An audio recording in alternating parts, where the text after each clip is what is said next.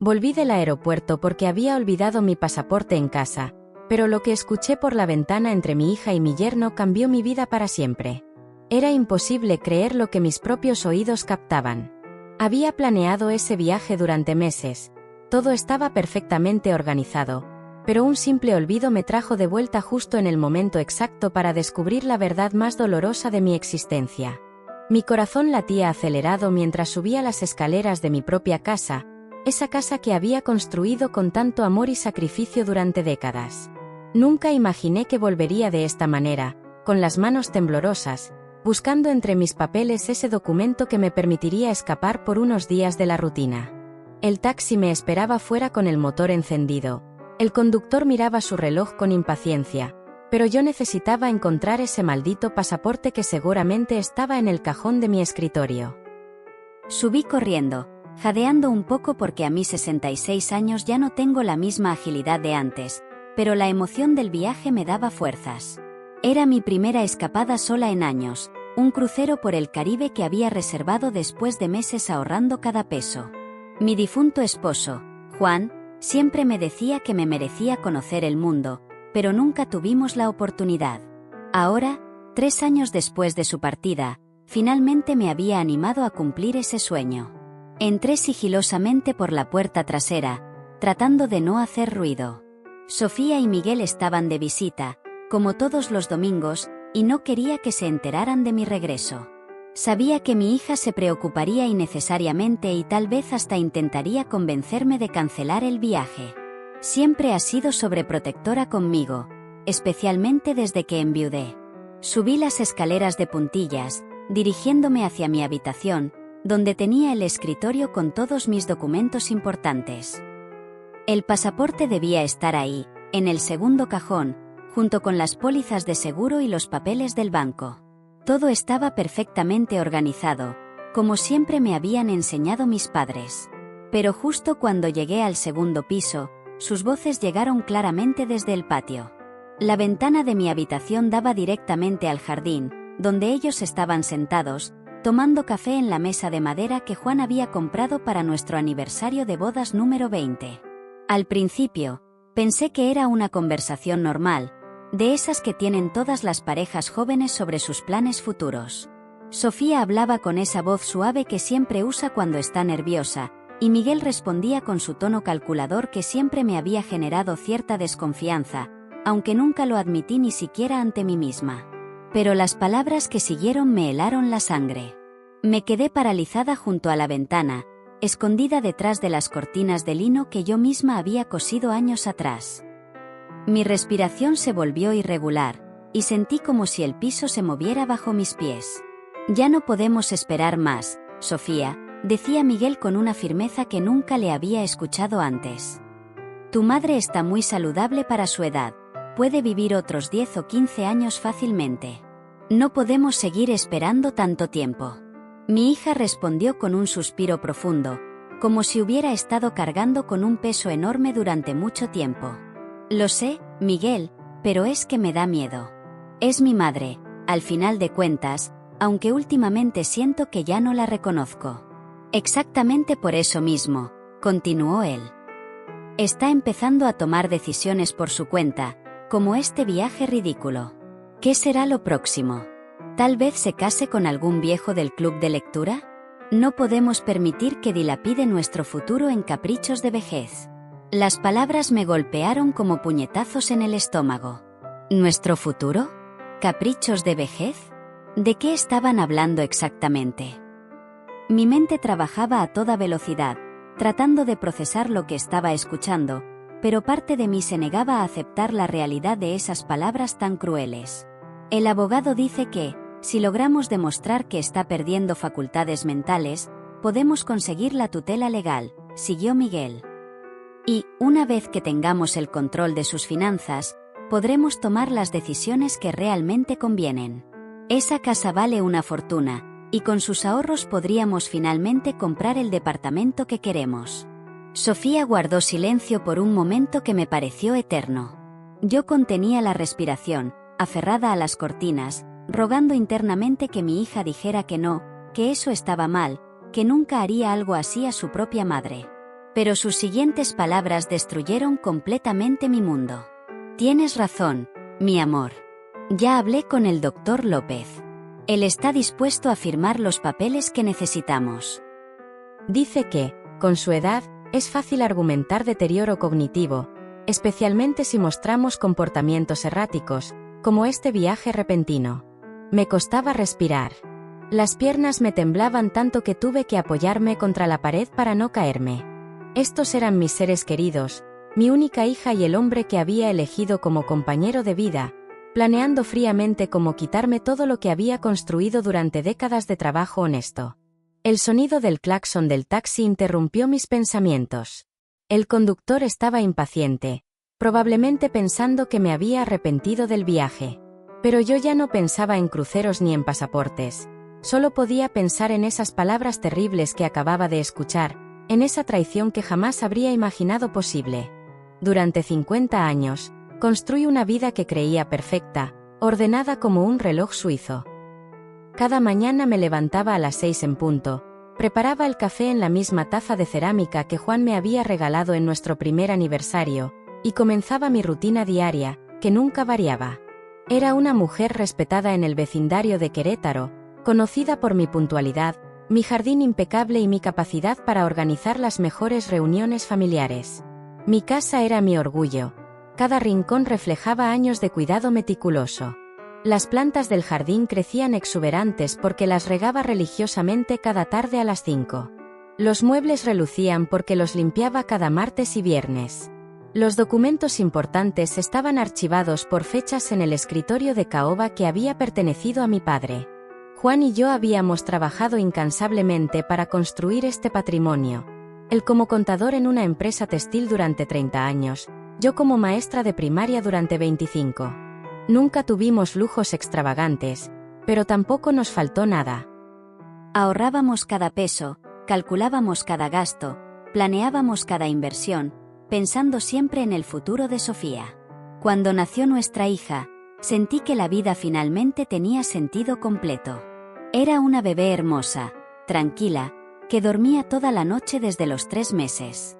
Creció con la certeza de que sería una mujer exitosa y, sobre todo, buena persona. Le enseñé valores, principios, la importancia del trabajo honesto y el respeto hacia los demás. Sofía fue una estudiante ejemplar durante toda su educación, nunca me dio problemas serios, siempre sacaba calificaciones excelentes, participaba en actividades escolares y tenía amigas de familias respetables. Cuando terminó la universidad con honores, Juan y yo lloramos de emoción durante la ceremonia de graduación.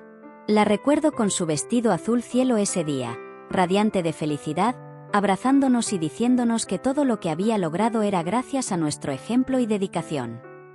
Prometió que algún día nos devolvería todo el esfuerzo que habíamos invertido en su educación. Nunca imaginé que esa devolución sería arrebatándome todo lo que poseía. Conoció a Miguel cuando tenía 28 años, en una conferencia de su trabajo. Él era contador, como Juan, bien parecido, educado, con un futuro prometedor. Al principio me agradó. Hablaba con respeto, ayudaba en las tareas domésticas cuando venía a cenar, parecía realmente enamorado de mi hija. Juan lo aprobó inmediatamente, decía que le recordaba a él mismo cuando era joven. Se casaron en una ceremonia pequeña pero elegante en el jardín de nuestra casa. Yo me encargué de todos los detalles, las flores, la comida, la decoración. Sofía lucía radiante con su vestido de novia color crema, y Miguel no le quitaba los ojos de encima. Pensé que habían encontrado el amor verdadero, como Juan y yo lo habíamos encontrado décadas atrás. Los primeros años de matrimonio parecían un cuento de hadas. Vivían en un departamento modesto en el centro de Querétaro, pero siempre estaban contentos cuando nos visitaban los domingos. Sofía cocinaba esos postres que le había enseñado desde pequeña, y Miguel ayudaba a Juan con pequeños arreglos en la casa. Éramos una familia unida, o al menos eso creía yo. Después de la muerte de Juan, hace 3 años, sentí que el mundo se desplomaba sobre mis hombros. 43 años de matrimonio no se olvidan de un día para otro. La casa se sentía enorme y vacía. Cada rincón me recordaba a él. Los primeros meses apenas podía funcionar. Lloraba constantemente y había perdido el apetito por completo. Sofía y Miguel fueron mi apoyo durante esos momentos tan difíciles. Venían todos los días, me traían comida preparada, se quedaban a acompañarme durante las noches más duras. Mi hija dormía conmigo las primeras semanas, abrazándome cuando las pesadillas me despertaban a medianoche. Miguel se encargaba de los trámites legales, los papeles del seguro, todo lo que yo no tenía fuerzas para manejar. Gradualmente, fui recuperando las ganas de vivir. Volví a cuidar mi jardín, retomé mis rutinas de limpieza, comencé a cocinar otra vez. Sofía me sugirió que me inscribiera en el club de lectura del barrio, que tomara clases de yoga, que hiciera actividades para conocer gente nueva. Al principio me resistí, pero eventualmente acepté sus consejos. La vida comenzó a tener color nuevamente. Hice amigas en el club de lectura, mujeres de mi edad que también habían enviudado y entendían perfectamente por lo que estaba pasando. Empecé a disfrutar de pequeños placeres, una taza de té por las tardes, una buena novela, las charlas con las vecinas sobre las flores del jardín. Incluso comencé a pensar en viajes. Juan siempre había querido conocer el Caribe, pero nunca tuvimos la oportunidad o el dinero suficiente. Ahora, con la casa pagada y algunos ahorros acumulados, finalmente podía permitirme cumplir ese sueño que habíamos compartido durante tantos años. Cuando les conté a Sofía y Miguel sobre mis planes de viajar, su reacción fue extraña. No mostraron la emoción que esperaba, sino más bien preocupación. Dijeron que era peligroso para una mujer de mi edad viajar sola, que podría enfermarme lejos de casa, que era mejor esperar y quizás ellos podrían acompañarme en el futuro. Pero yo había tomado una decisión. Por primera vez en décadas, quería hacer algo solo para mí, sin pedir permiso, sin considerar las opiniones de otros. Me sentía libre, independiente, capaz de tomar mis propias decisiones. Juan habría estado orgulloso de verme tan decidida y valiente. Organicé todo meticulosamente: el pasaporte, las reservas, el seguro de viaje, la ropa adecuada. Incluso compré una maleta nueva, color rojo vibrante, porque me pareció alegre y optimista. Estaba emocionada como una niña pequeña esperando la Navidad. Nunca sospeché que esa emoción, esa nueva independencia que tanto me enorgullecía, fuera precisamente lo que estaba generando esos planes siniestros que acababa de escuchar desde mi propia ventana. El problema es que está demasiado lúcida todavía, continuó Miguel mientras yo permanecía oculta tras las cortinas, sintiendo como mi mundo se desmoronaba palabra por palabra. Pero el doctor López dice que eso no importa. Con algunos testimonios de comportamiento errático y su edad, podemos conseguir la declaración de incapacidad mental sin mayores problemas. Sophia suspiró profundamente.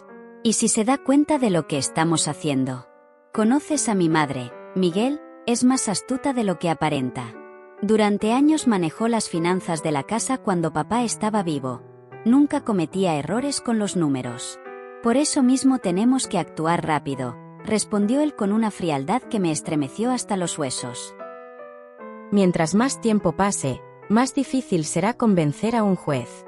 Pero si presentamos el caso correctamente, mostrando que está tomando decisiones impulsivas, como gastar dinero en viajes innecesarios, podemos argumentar deterioro del juicio. Las palabras se clavaban en mi pecho como dagas afiladas. ¿Viajes innecesarios? ¿Deterioro del juicio? ¿Cómo podían hablar así de mí? ¿Cómo podía mi propia hija, la niña que había cargado en mis brazos, que había alimentado con mi leche, que había consolado durante cada pesadilla infantil, estar planeando destruir mi vida de esta manera tan cruel? Ya hablé con Carmen también, añadió Sofía, mencionando a mi mejor amiga del club de lectura. Le dije que estaba preocupada porque mamá había estado actuando raro últimamente, que a veces se confundía con las fechas, que repetía las mismas historias varias veces. Mi corazón se detuvo por completo. Carmen era mi confidente, la persona con quien compartía mis alegrías y preocupaciones cada martes en el café. Sofía había estado envenenando nuestra amistad con mentiras sobre mi salud mental. ¿Por cuánto tiempo había estado tejiendo esta red de engaños a mis espaldas? Excelente, aprobó Miguel. Necesitamos que parezca un patrón de comportamiento preocupante. ¿Qué más puedes conseguir? Bueno, también podríamos hablar con Doña Rosa, la vecina de al lado. Siempre ha sido un poco chismosa, Si le digo que estoy preocupada por la salud mental de mamá, seguramente empezará a inventar cosas que ha notado. La traición era más profunda de lo que había imaginado. No solo estaban planeando robarme mis bienes, sino que estaban destruyendo sistemáticamente mi reputación, mi red de apoyo social, todo lo que me daba sentido de pertenencia y dignidad en la comunidad donde había vivido durante décadas. Perfecto, dijo Miguel. Y no olvides documentar cualquier cosa extraña que haga. Si se levanta de madrugada, si olvida pagar algo, si se confunde con algún nombre. Todo puede servir como evidencia. Se me revolvió el estómago al darme cuenta de que, durante meses, tal vez años, mi propia hija había estado observándome como un depredador observa a su presa, esperando cualquier desliz, cualquier momento de vulnerabilidad humana normal, para usarlo en mi contra. ¿Y qué pasa con la casa?, preguntó Sofía. Es lo que más vale de todo lo que tiene. Una vez que tengamos la tutela, podemos venderla fácilmente, respondió Miguel. Diremos que es demasiado grande para ella, que necesita estar en un lugar más seguro y con cuidado especializado. Nadie cuestionará esa decisión, especialmente si ya está declarada incapaz. Las lágrimas comenzaron a rodar por mis mejillas, pero las sequé rápidamente. No podía permitir que me vieran llorar, no podía darles ni siquiera esa satisfacción. Esta casa era más que una propiedad. Era el hogar donde había criado a mi hija, donde había amado a mi esposo, donde habían ocurrido todos los momentos más importantes de mi vida. ¿Y después qué hacemos con ella?, preguntó Sofía con una voz tan casual como si estuviera hablando del clima. Hay varias opciones, respondió Miguel. Podríamos buscar una residencia geriátrica económica, de esas donde el gobierno subsidia parte del costo. Con su pensión y lo que quede después de vender la casa y pagar nuestras deudas, debería alcanzar para mantenerla cómoda. ¿Cómoda? Hablaban de encerrarme en un asilo como si fuera un mueble viejo que ya no necesitan, pero que no quieren tirar completamente. Mi mente trabajaba frenéticamente, tratando de procesar la magnitud de esta traición, la frialdad con la que estaban planificando el robo de mi vida entera. Aunque, pensándolo bien, continuó Miguel, tal vez sea mejor una residencia privada, pero más lejana. Así no tendremos que visitarla tan seguido, y ella no podrá causar problemas con los vecinos o antiguos conocidos. Sofía rió, una risa corta y amarga que jamás había escuchado de ella. Tienes razón. Mientras más lejos, mejor. Así podremos vivir tranquilos sin preocuparnos de que alguien le crea si trata de contar una versión diferente de los hechos. El plan era perfecto, diabólicamente perfecto. Me aislarían de todo mi mundo conocido, de todas las personas que podrían ayudarme o creer mi versión de los hechos. Me convertirían en una anciana confundida y abandonada en un lugar extraño mientras ellos disfrutaban de todo lo que Juan y yo habíamos construido durante décadas de sacrificio. ¿Cuándo empezamos?, preguntó Sofía, y en su voz detecté una impaciencia que me heló la sangre. La próxima semana, mientras ella esté de viaje, podemos empezar a mover algunas cosas. Revisaremos sus papeles, fotografiaremos los documentos importantes, tal vez incluso podamos sacar algunas joyas y objetos de valor sin que se note inmediatamente. Mi respiración se volvió irregular. No solo iban a robarme legalmente, sino que también iban a saquear mi casa mientras yo estuviera ausente, confiando en ellos. Probablemente ya habían estado haciendo inventarios mentales durante sus visitas dominicales, calculando el valor de cada objeto, cada recuerdo, cada tesoro familiar. Ten cuidado con las joyas de la abuela, advirtió Sofía. Mamá las conoce de memoria, se daría cuenta si falta alguna. No te preocupes, respondió Miguel. Solo tomaremos algunas piezas menos vistosas al principio. Para cuando se dé cuenta, ya será demasiado tarde para hacer algo al respecto. El sonido del claxon del taxi se hizo más insistente. El conductor probablemente pensaba que me había arrepentido del viaje. Pero yo ya no podía pensar en cruceros o pasaportes.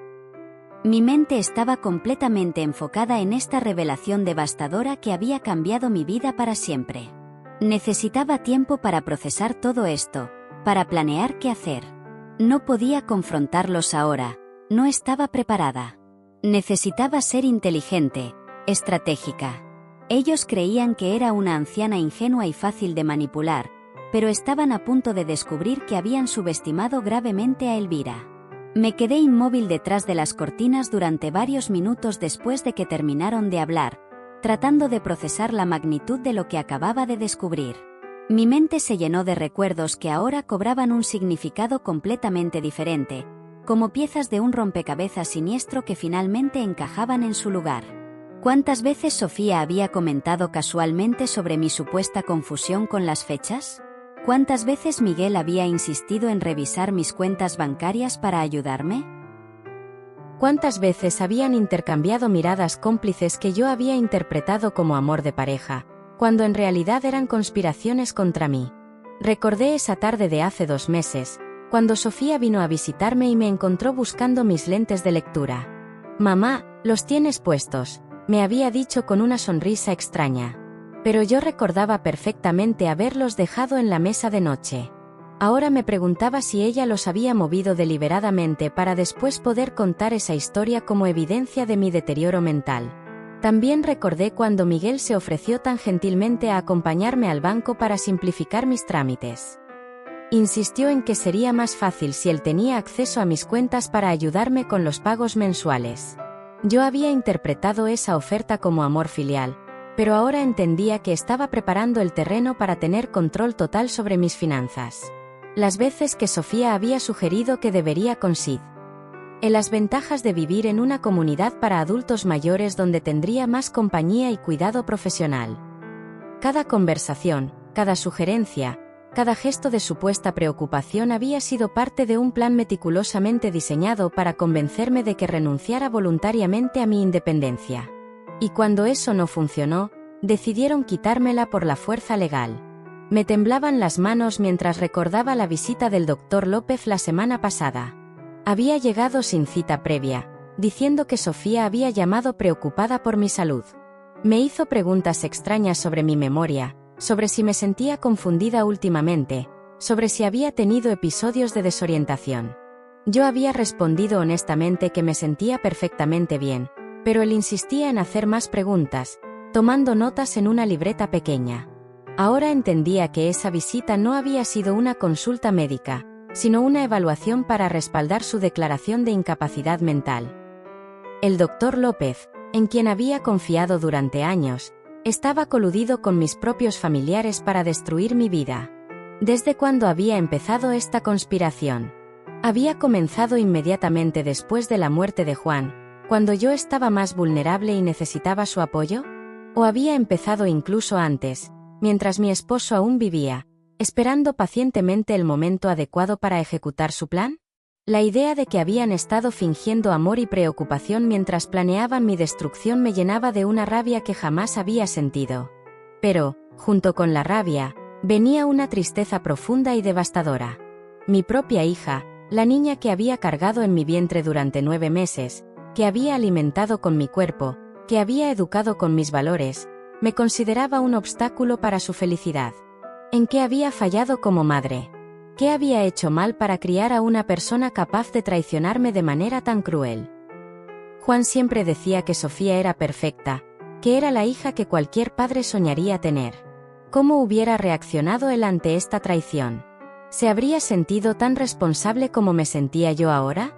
¿O habría sabido ver señales que yo había pasado por alto durante todos estos años?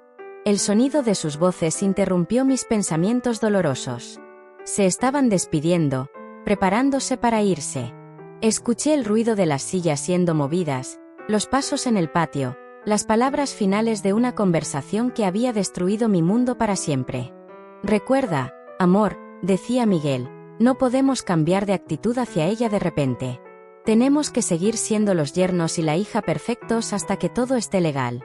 «Lo sé», respondió Sofía, «aunque me cuesta cada vez más fingir cariño cuando la veo gastar dinero en cosas innecesarias como ese viaje. Pero tienes razón, tenemos que mantener las apariencias hasta tener todo controlado». Finger Carino. Esas palabras me golpearon más fuerte que todas las anteriores. Durante años había interpretado sus abrazos, sus besos en la mejilla, sus te amo, mamá, como expresiones genuinas de amor filial. Ahora descubría que todo había sido una actuación elaborada, una máscara para ocultar su desprecio y avaricia. Escuché la puerta principal abrirse y cerrarse. Sus pasos se alejaron por el sendero de entrada, el motor de su auto se puso en marcha, y gradualmente el sonido desapareció en la distancia. Solo entonces me permití colapsar sobre la cama, con el cuerpo temblando por la conmoción de todo lo que había descubierto. El claxon del taxi seguía sonando afuera, cada vez más impaciente. Tendría que bajar y cancelar el viaje, inventar alguna excusa. No podía irme ahora, sabiendo lo que sabía. Necesitaba tiempo para pensar, para planear, para decidir cómo enfrentar esta traición devastadora. Pero mientras me dirigía hacia la ventana para hacer señas al taxista, una idea comenzó a formarse en mi mente. ¿Y si no cancelaba el viaje? ¿Y si aprovechaba su plan de revisar mis cosas mientras estaba ausente para observarlos sin que se dieran cuenta? ¿Y si fingía ser la anciana ingenua que creían que era, mientras en realidad investigaba la profundidad real de su traición? Ellos habían subestimado gravemente a Elvira.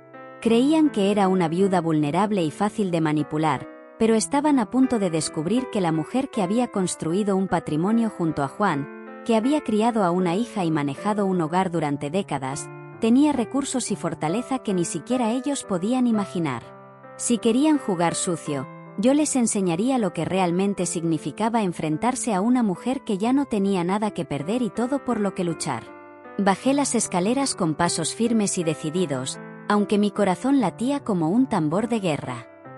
El taxista me miró con alivio cuando aparecí en la puerta principal con mi maleta roja y una sonrisa que, aunque forzada, debía parecer convincente. «Disculpe la demora», le dije con la voz más calmada que pude conseguir. «Ya estoy lista para el aeropuerto». Durante todo el trayecto, mantuve una conversación casual con el conductor, comentando sobre el clima y mis expectativas para el crucero, pero mi mente trabajaba a toda velocidad, planificando cada movimiento. No podía dejar que Sofía y Miguel sospecharan que había descubierto su plan. Mi única ventaja era que creían tenerme completamente engañada. En el aeropuerto, mientras esperaba mi vuelo, llamé a Carmen desde un teléfono público. Necesitaba saber qué le había dicho exactamente Sofía sobre mi supuesto deterioro mental. «Carmen, querida», comencé con naturalidad, «estoy en el aeropuerto, a punto de partir, pero quería preguntarte algo. ¿Has notado algo extraño en mí últimamente?» Hubo una pausa incómoda antes de que Carmen respondiera. «Bueno, Elvira, la verdad es que Sofía vino a verme hace unas semanas. Estaba muy preocupada por ti. Decía que habías estado un poco confundida con algunas cosas». Mi estómago se contrajo, pero mantuve la voz serena. ¿Confundida? ¿Cómo, exactamente? Dijo que repetías las mismas historias varias veces, que a veces olvidabas dónde ponías las cosas, que habías tenido algunos episodios de desorientación.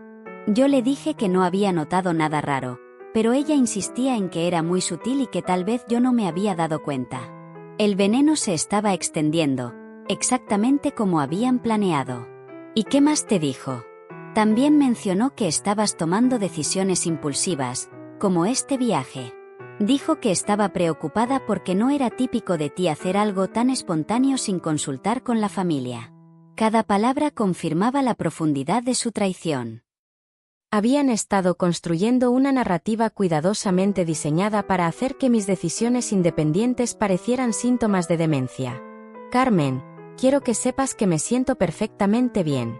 Si alguna vez notas algo genuinamente preocupante en mi comportamiento, por favor dímelo directamente a mí, ¿de acuerdo? Por supuesto, querida. Aunque debo admitir que Sofía parecía realmente angustiada. Tal vez deberías hablar con ella cuando regreses. Después de colgar, me dirigí a la tienda de regalos del aeropuerto y compré una grabadora pequeña y discreta. Si iban a usar mis palabras en mi contra, yo también podía jugar ese juego. Durante el vuelo, elaboré mentalmente una estrategia detallada para los próximos días. El crucero fue una tortura emocional. Rodeada de parejas felices y familias amorosas, no podía dejar de pensar en la traición que me esperaba en casa.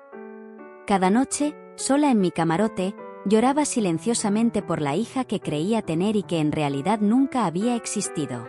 Pero también usé ese tiempo para fortalecer mi resolución. No me dejaría vencer tan fácilmente. Cuando regresé, 5 días después, actué como si nada hubiera pasado. Les conté a Sofía y Miguel sobre el viaje con entusiasmo genuino, mostrándoles fotos y regalos que había traído. Ellos sonreían y hacían preguntas, pero yo podía ver la impaciencia en sus ojos, la ansiedad de saber si había notado algo diferente en la casa. Efectivamente, varias cosas habían sido movidas sutilmente. Mis documentos del escritorio estaban en un orden diferente, algunas joyas menores habían desaparecido de mi joyero, incluso habían sacado fotos de ciertos muebles y cuadros, probablemente para calcular su valor de reventa. Pero fingí no darme cuenta de nada, actuando como la anciana distraída que ellos creían que era. Durante las siguientes semanas, comencé mi propia investigación silenciosa. Primero, concerté una cita con mi abogado de confianza, Antonio, sin mencionar nada a Sofía. Le expliqué que quería revisar mi testamento y asegurarme de que todos mis documentos legales estuvieran en orden. ¿Hay algún problema específico que te preocupe, Elvira?, me preguntó Antonio, notando algo en mi tono de voz. Digamos que he empezado a cuestionar algunas cosas sobre las personas en quienes confiaba, respondí cuidadosamente. ¿Sería posible hacer algunos cambios sin que nadie más se entere por ahora? Antonio, que había sido amigo de Juan durante décadas, asintió con comprensión. Por supuesto. Todo lo que discutamos aquí está protegido por el secreto profesional. También comencé a documentar secretamente cada interacción con Sofía y Miguel.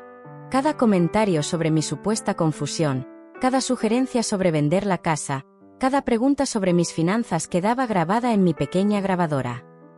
Pronto tendría evidencia suficiente de su patrón de manipulación. Pero la investigación más reveladora ocurrió cuando decidí seguir a Miguel una tarde. Había notado que últimamente salía temprano del trabajo los miércoles, y mi instinto me decía que había algo más detrás de su comportamiento. Me puse un sombrero grande y lentes oscuros, sintiéndome ridícula, pero decidí ir a descubrir la verdad. Lo seguí hasta un café en el otro lado de la ciudad, donde se encontró con una mujer joven acompañada de 2 niños pequeños. Mi corazón se detuvo cuando lo vi abrazarla y besar a los niños como si fueran suyos. Esta no era una reunión de negocios ni un encuentro casual con una amiga. Me senté en una mesa lejana, oculta detrás de un periódico, y observé durante 1 hora cómo Miguel actuaba como un padre y esposo amoroso con esta familia secreta. Los niños lo llamaban papá, la mujer le hablaba con la intimidad de una esposa de muchos años. Cuando se despidieron, él le entregó un sobre que claramente contenía dinero. La pieza final del rompecabezas encajó en su lugar. Miguel no solo estaba planeando robarme para financiar su vida con Sofía, sino que también estaba manteniendo otra familia en secreto. Mi hija no era la única víctima de sus manipulaciones, era también su cómplice inconsciente en un engaño mucho más grande. Esa noche, mientras fingía ver televisión en la sala, Sofía y Miguel conversaban en la cocina, creyendo que no podía escucharlos. Mi grabadora oculta captó cada palabra mientras planificaban el siguiente paso de su estrategia para conseguir mi declaración de incapacidad mental. El doctor López dice que necesita más evidencia documentada, decía Miguel. Comportamientos erráticos, olvidos significativos, decisiones financieras cuestionables. Podríamos esconder sus medicamentos para la presión arterial, sugirió Sofía. Si se siente mareada o confundida, sería fácil convencer a cualquiera de que está perdiendo facultades. La crueldad de esa sugerencia me quitó el aliento. Estaban dispuestos a poner en riesgo mi salud física para conseguir sus objetivos. Ya no quedaba ninguna duda de que estas personas eran capaces de cualquier cosa. Pero yo también estaba preparándome. La guerra había comenzado, y ellos no sabían que su oponente ya conocía todas sus cartas.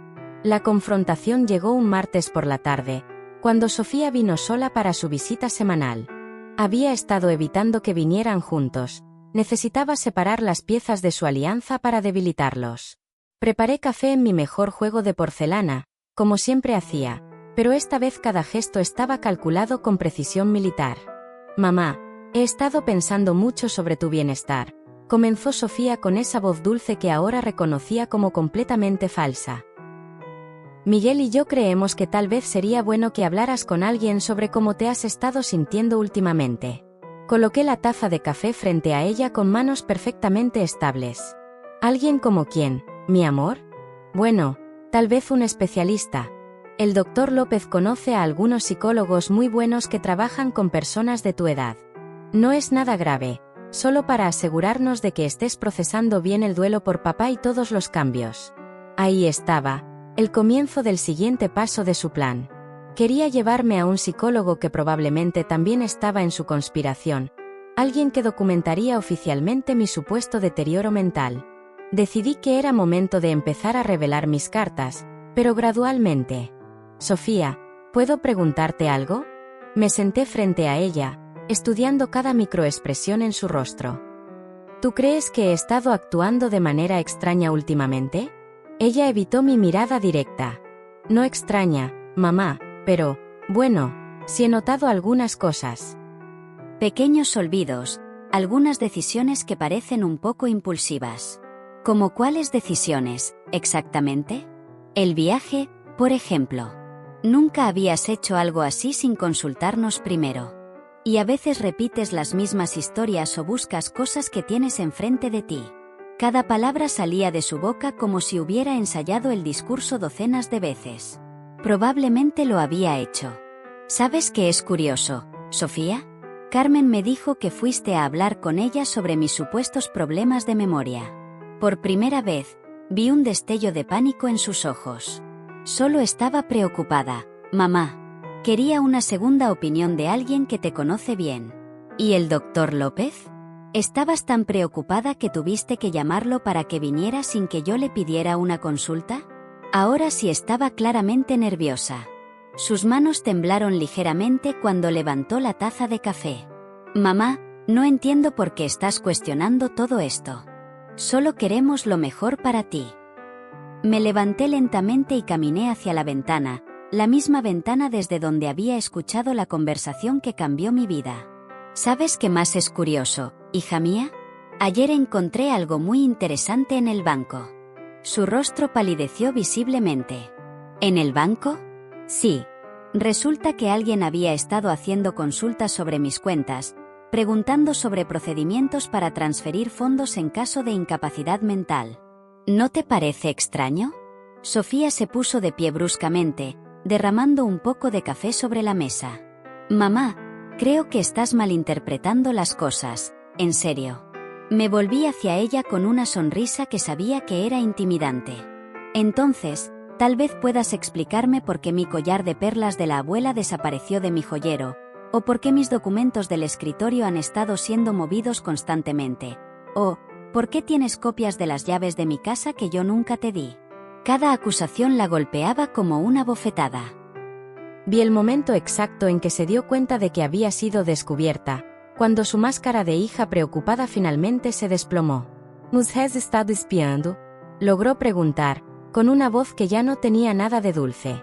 No necesito espiar en mi propia casa, Sofía. Solo necesito prestar atención a lo que sucede bajo mi propio tejado. En ese momento, como si hubiera sido convocado por telepatía, Miguel llegó. Lo escuché usar su llave para entrar, confirmando mis sospechas de que tenían acceso libre a mi casa cuando no estaba. Sus pasos se dirigieron directamente hacia la sala, donde nos encontró en medio de nuestra confrontación. ¿Qué está pasando aquí, Elvira? Preguntó, pero su tono no era de confusión genuina. Era el tono de alguien que sabía exactamente lo que estaba pasando y estaba evaluando cuánto daño había sido hecho. Tu esposa estaba explicándome por qué cree que necesito ayuda psicológica, respondí con una calma que no sentía. Y yo le estaba contando sobre mi visita al banco. Miguel intercambió una mirada rápida con Sofía, una comunicación silenciosa que confirmó mis peores sospechas sobre su coordinación. Elvira, creo que hay un malentendido. Oh, no hay ningún malentendido, Miguel. De hecho, creo que finalmente entiendo todo perfectamente. Caminé hacia mi escritorio y abrí el cajón superior, sacando una carpeta que había estado preparando durante semanas. Por ejemplo, entiendo que has estado visitando a una mujer llamada Lucía los miércoles por la tarde, una mujer con 2 hijos que te llaman papá. El color desapareció completamente de su rostro. Sofía lo miró con shock genuino, claramente sin saber nada sobre su familia secreta. ¿De qué está hablando? ¿No te lo ha contado tu maravilloso esposo, querida? Miguel ha estado manteniendo otra familia durante al menos 3 años. Los niños tienen 5 y 7 años, aproximadamente. ¿Cuánto tiempo llevan casados ustedes? ¿6 años? 6 años. Susurró Sofía, y vi el momento exacto en que se dio cuenta de que su matrimonio había sido una mentira desde el principio. Exacto. Lo que significa que Miguel ya tenía esta otra familia cuando se casó contigo. ¿Te preguntaste alguna vez de dónde sacaba el dinero para mantener 2 hogares con el sueldo de contador que declara?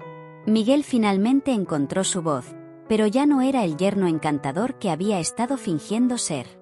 Esto no es asunto tuyo, vieja entrometida. Ah, ahí está la verdadera personalidad que habías estado escondiendo también. Sonreí con satisfacción al ver su máscara finalmente caerse. ¿Sabes qué más descubrí, Miguel? Que no eres contador en la empresa donde dijiste que trabajabas. De hecho, esa empresa cerró hace 2 años. Sofía se dejó caer en el sofá, con la cara entre las manos. ¿Qué más me has estado mintiendo? Oh, querida, dije con una compasión que era completamente genuina por primera vez en semanas. Tú también eres víctima de este hombre. Pero, desafortunadamente, eso no cambia el hecho de que decidiste traicionarme para beneficiarlo. La habitación se llenó de un silencio tenso y peligroso. Los 3 sabíamos que ya no había vuelta atrás, que todas las cartas estaban sobre la mesa, y que la guerra abierta finalmente había comenzado. Miguel se puso de pie bruscamente, con los puños cerrados y una expresión que nunca había visto antes en su rostro. Ya no quedaba nada del yerno cortés y encantador que había conocido durante años. ¿Sabes qué, vieja? Ya me cansé de fingir que me importas. Deberías haberte quedado callada y dejado que las cosas siguieran su curso natural. Su voz tenía una crueldad que me heló la sangre. Mujeres de tu edad deberían estar agradecidas de que alguien se ocupe de ellas, no andar jugando a ser detectives. Pero antes de que pudiera responder, el timbre de la puerta sonó. Los 3 nos quedamos inmóviles, como si hubiéramos sido sorprendidos en flagrante delito, que en cierta forma era exactamente lo que había pasado. ¿Estás esperando a alguien?, preguntó Sofía con voz temblorosa. Sonreí con la primera genuina satisfacción que había sentido en semanas. De hecho, sí. Disculpen un momento. Cuando abrí la puerta, Antonio estaba parado en el umbral, con una mujer joven vestida de traje que no reconocí inmediatamente. Asando aquí. La detective Ana sacó una carpeta de su maletín. Señor Miguel, durante las últimas 3 semanas hemos estado investigando sus actividades financieras y personales a petición de la señora Elvira. Tenemos evidencia fotográfica de sus encuentros con Lucía Gómez y sus hijos, registros de transferencias bancarias a su cuenta, y documentación completa de su empleo fraudulento. Sofía se puso de pie lentamente, como si estuviera en trance. Mamá, ¿cuánto tiempo has sabido todo esto? Desde el día que supuestamente me fui de viaje, cuando regresé por mi pasaporte y los escuché planificando cómo robarme mi vida entera. Pero fuiste de viaje. Protesto doublement. Sí, fui. Pero no sin antes instalar cámaras de seguridad ocultas en toda la casa y contratar a profesionales para que documentaran cada uno de sus movimientos mientras yo estaba ausente. Antonio abrió su propia carpeta. Tenemos grabaciones de vídeo de ambos revisando documentos privados de Elvira, fotografiando sus pertenencias y removiendo joyas y objetos de valor. También tenemos las grabaciones de audio de sus conversaciones sobre planes para declararla mentalmente incapacitada. Miguel finalmente perdió completamente la compostura. Esto es ridículo. Sofía es su hija, tiene derecho a preocuparse por el bienestar de su madre. ¿Preocuparse? La detective Ana sonrió fríamente. ¿Es así como llama usted a conspirar para cometer fraude, robo y secuestro? Porque eso es exactamente lo que documentamos. ¿Secuestro?, preguntó Sofía con voz quebrada. Sí, querida, respondí con tristeza genuina. Planear internarme contra mi voluntad en una institución mental, basándose en evidencia falsificada, constituye secuestro según la ley. En ese momento, como si la situación no pudiera volverse más dramática, alguien más tocó la puerta. Esta vez fue Antonio quien fue a abrir, y regresó acompañado de una mujer que reconocí inmediatamente de mis vigilancias, Lucía, la otra familia secreta de Miguel. Disculpen la interrupción, dijo Lucía con voz firme pero nerviosa. Soy Lucía Gómez, y necesito hablar con Miguel inmediatamente. Miguel palideció hasta verse casi verde. Lucía, ¿qué estás haciendo aquí? Vine porque finalmente descubrí toda la verdad sobre ti, Miguel. Y también porque esta señora, señaló hacia la detective Ana, vino a hacerme preguntas que me abrieron los ojos completamente. Sofía miraba entre Miguel y Lucía como si estuviera viendo una película surrealista. ¿Cuánto tiempo has estado casada con él? ¿Casada? Lucía rió amargamente. Él me dijo que estaba divorciado, que su exesposa se había quedado con todo en el divorcio y que por eso no podíamos casarnos oficialmente hasta que mejorara su situación financiera. ¿Quién eres tú? Soy su esposa, susurró Sofía. Su esposa legal. El silencio que siguió fue ensordecedor. Lucía se apoyó contra la pared, como si hubiera recibido un golpe físico. ¿Su esposa? Pero llevamos 4 años juntos. Mis hijos creen que es su padre. Sofía y Miguel llevan casados 6 años, informé gentilmente. Lo que significa que ustedes dos han sido víctimas de las mentiras de este hombre durante todo este tiempo. La detective Ana aprovechó el momento para continuar con su informe. Nuestras investigaciones revelan que Miguel ha estado usando el dinero que obtenía de Sofía y las pequeñas cantidades que robaba de Elvira para mantener su doble vida. Pero eso no era suficiente para sus necesidades, por lo que desarrolló este plan para acceder a la totalidad del patrimonio de Elvira. Lucía se volvió hacia Miguel con una furia que era palpable. ¿Me estás diciendo que todo este tiempo has estado robando a una anciana para darnos dinero a mis hijos y a mí? No es robo, protestó Miguel desesperadamente. Era solo una redistribución temporal de recursos. ¿Redistribution temporal? Antonio se rió sin humor. Planear declarar a alguien mentalmente incapacitado fraudulentamente para robar su patrimonio no es redistribución temporal, es un delito federal. En ese momento, vi algo que no esperaba. Sofía se puso de pie lentamente y caminó hacia Miguel.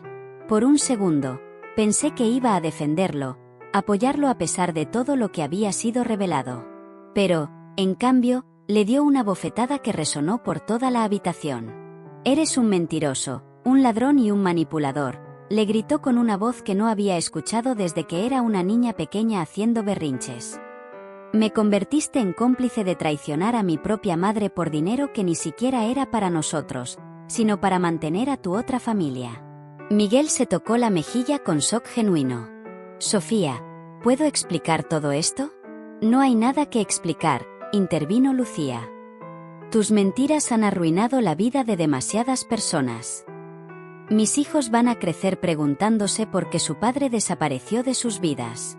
La detective Ana cerró su carpeta con satisfacción profesional. «Señor Miguel, tengo aquí una orden de arresto por fraude, intento de robo y conspiración. También tengo órdenes para congelar todas sus cuentas bancarias mientras se investiga el origen de los fondos». La llegada de los oficiales de policía transformó mi sala en una escena que parecía sacada de una película de crimen. Miguel fue esposado mientras protestaba su inocencia con una desesperación que era casi patética de presenciar.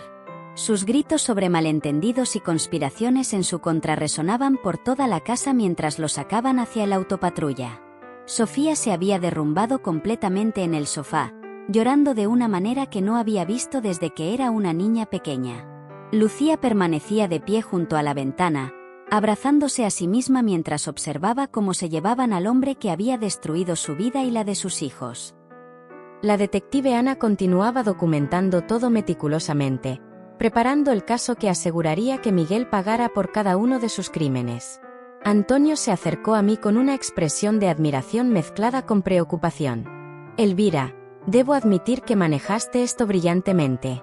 Pero, ¿cómo te sientes ahora que todo ha salido a la luz?» Era una pregunta compleja. Por un lado, sentía una satisfacción profunda al ver que la justicia finalmente estaba siendo servida. Miguel había manipulado y lastimado a demasiadas personas, y merecía enfrentar las consecuencias de sus acciones. Pero, por otro lado, mirando a mi hija destrozada y a Lucía traumatizada, No podía evitar sentir una tristeza abrumadora por todo el daño que había sido causado. Me siento aliviada de que la verdad haya salido a la luz, respondí honestamente.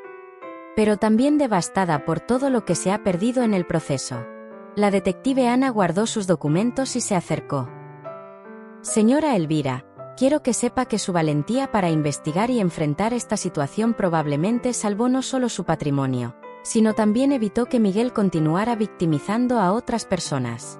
Nuestras investigaciones revelaron que había estado explorando esquemas similares con otras mujeres viudas en la comunidad. Esa información me impactó profundamente. No había sido la única en su lista de víctimas potenciales. ¿Cuántas otras mujeres de mi edad habrían sufrido lo que yo había estado a punto de sufrir si no hubiera descubierto sus planes a tiempo?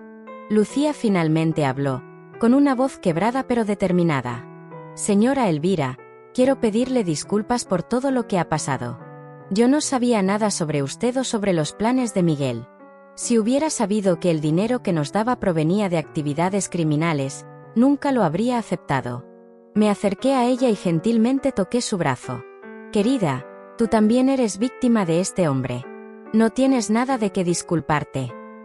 Los dos hemos sido engañadas por alguien que era experto en manipulación.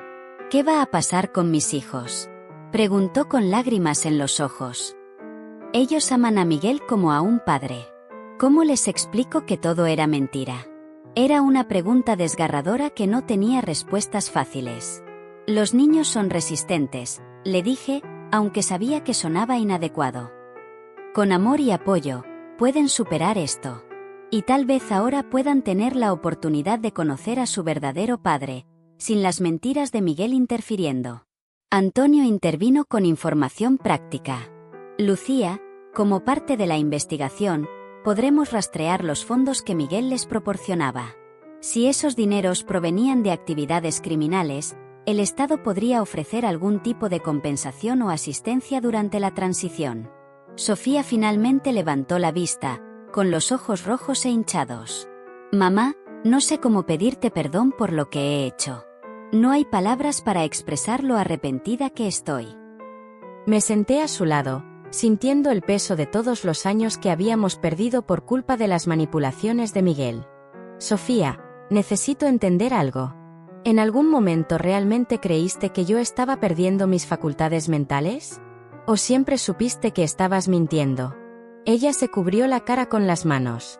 Al principio, Miguel me convenció de que realmente estabas mostrando signos de confusión.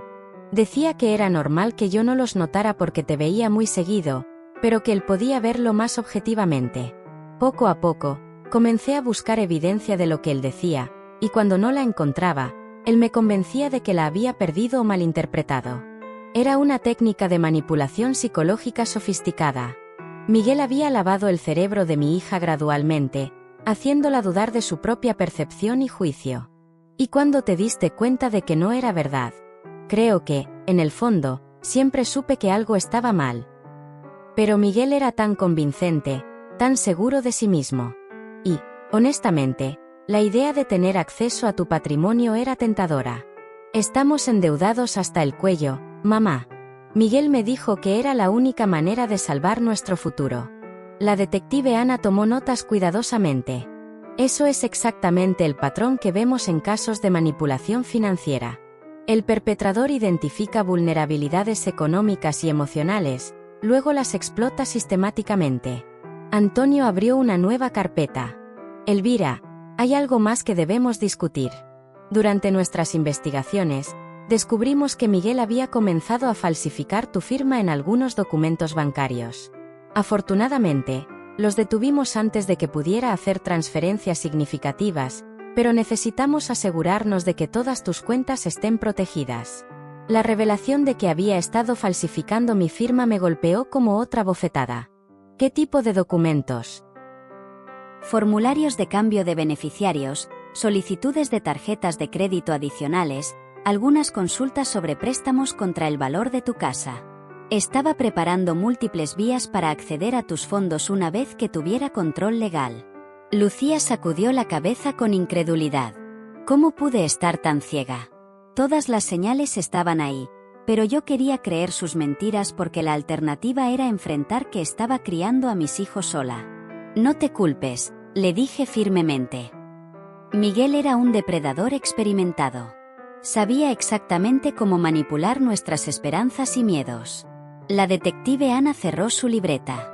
Con toda la evidencia que hemos recopilado, Miguel enfrentará múltiples cargos: fraude bancario, falsificación de documentos, intento de secuestro, y posiblemente más cargos a medida que continúe la investigación. Estamos hablando de una sentencia de prisión significativa. Mientras los oficiales terminaban de procesar la escena, me di cuenta de que, aunque había ganado esta batalla, las cicatrices emocionales tardarían mucho tiempo en sanar. Mi relación con Sofía estaba dañada, quizás irreparablemente. Lucía y sus hijos tendrían que reconstruir sus vidas desde cero. Y yo tendría que aprender a confiar nuevamente después de esta traición devastadora. Pero, por primera vez en meses, me sentía en control de mi propia vida nuevamente. 6 meses después, me senté en mi café favorito con Carmen, observando cómo la vida había tomado rumbos que jamás habría imaginado. El juicio de Miguel había terminado la semana anterior, con una sentencia de 12 años de prisión por múltiples cargos de fraude y falsificación. La justicia había sido servida, pero las heridas emocionales aún estaban sanando lentamente. Carmen removía su café con una expresión pensativa. ¿Sabes qué es lo que más me impresiona de toda esta situación, Elvira? La forma en que manejaste todo. Nunca te vi venir. Me reí suavemente, la primera risa genuina que había tenido en mucho tiempo. Yo tampoco me vi venir, para ser honesta. Creo que ni siquiera sabía de qué era capaz hasta que me vi forzada a descubrirlo. La relación con Sofía había sido el aspecto más complejo de toda esta experiencia. Durante los primeros meses después del arresto de Miguel, apenas habíamos hablado. Ella estaba lidiando con el divorcio, la bancarrota personal y la terapia psicológica para procesar años de manipulación emocional. Yo necesitaba espacio para sanar de la traición y decidir si era posible reconstruir nuestra relación madre e hija. ¿Has sabido algo de Sofía últimamente?, preguntó Carmen, como si hubiera leído mis pensamientos. Hablamos por teléfono la semana pasada, respondí cuidadosamente. Está viviendo en un departamento pequeño cerca del centro, trabajando doble turno para pagar sus deudas. La terapia parece estar ayudándola a entender cómo Miguel manipuló su percepción de la realidad durante tanto tiempo. Era extraño hablar de mi propia hija como si fuera una conocida lejana, pero esa era la realidad actual de nuestra relación. El perdón era un proceso gradual, y aunque había comenzado a perdonarla intelectualmente, mi corazón aún necesitaba tiempo para sanar completamente. ¿Y qué hay de Lucía y sus hijos? Esa era una historia más esperanzadora. Lucía resultó ser una mujer increíblemente fuerte. Logró localizar al padre biológico de sus hijos, quien había estado buscándolos durante años. Miguel les había dicho que ella había muerto en un accidente, mientras que a ella le había dicho que él los había abandonado. Carmen sacudió la cabeza con indignación. Ese hombre era verdaderamente malvado. Lo era. Pero lo sorprendente es que Lucía y yo hemos desarrollado una amistad genuina. Nos reunimos para almorzar una vez al mes, y sus hijos me llaman abuela Elvira. Es extraño cómo algo tan destructivo puede eventualmente crear conexiones inesperadas. La ironía no se me escapaba. Había ganado una especie de familia sustituta a través de la traición de mi familia biológica. Los hijos de Lucía, de 5 y 7 años, habían aceptado mi presencia en sus vidas con la facilidad natural de los niños. Para ellos, yo era simplemente otra adulta cariñosa que había aparecido en su mundo, no un símbolo de las mentiras de su padre falso. ¿Y tus planes de viaje?, preguntó Carmen con una sonrisa conocedora. ¿Sigues pensando en explorar el mundo? De hecho, tengo reservaciones para un tour por España el próximo mes. Me sentí orgullosa al decir eso. Y Lucía va a cuidar la casa mientras estoy fuera. Es curioso cómo la vida te da exactamente lo que necesitas cuando menos lo esperas. Habíamos decidido que Carmen se quedaría algunas noches también, convirtiendo mi ausencia en una especie de reunión prolongada entre amigas. La idea de tener mujeres de confianza cuidando mi hogar me daba una paz que no había sentido en años. ¿No tienes miedo de viajar sola a tu edad?, preguntó Carmen, repitiendo la misma pregunta que Sofía y Miguel habían usado para manipularme. Tengo 66 años, no 96, respondí con firmeza. Y después de todo lo que he enfrentado este año, ¿qué podría ser más aterrador que descubrir que tu propia hija estaba planeando robarte la vida entera? Habíamos decidido mantener los detalles más sórdidos del caso fuera del conocimiento público, para proteger a los niños de Lucía, pero la comunidad sabía lo suficiente como para que mi reputación hubiera cambiado completamente. Ya no era vista como la viuda vulnerable que necesitaba protección, sino como la mujer astuta que había desenmascarado a un criminal sofisticado. ¿Sabes qué es lo más liberador de todo esto?, dije a Carmen mientras caminábamos de regreso hacia nuestros autos. Por primera vez en décadas, tomo decisiones basándome únicamente en lo que yo quiero, no en lo que otros esperan de mí o en cómo mis decisiones afectarán a otros. Carmen asintió con comprensión. Es como si hubieras recuperado partes de ti misma que habías olvidado que existían. Exactamente. Durante años, había sido esposa, madre, nuera, vecina, siempre definida por mis relaciones con otros. Ahora estoy redescubriendo quién es Elvira como individuo independiente. Es emocionante y aterrador al mismo tiempo. Mi teléfono sonó, interrumpiendo nuestros pensamientos. Era Antonio, con noticias sobre la liquidación final de los bienes de Miguel. Elvira, tengo buenas noticias. Logramos recuperar casi todo el dinero que te robó, más los intereses. También pudimos asegurar un fondo de compensación para Lucía y sus hijos.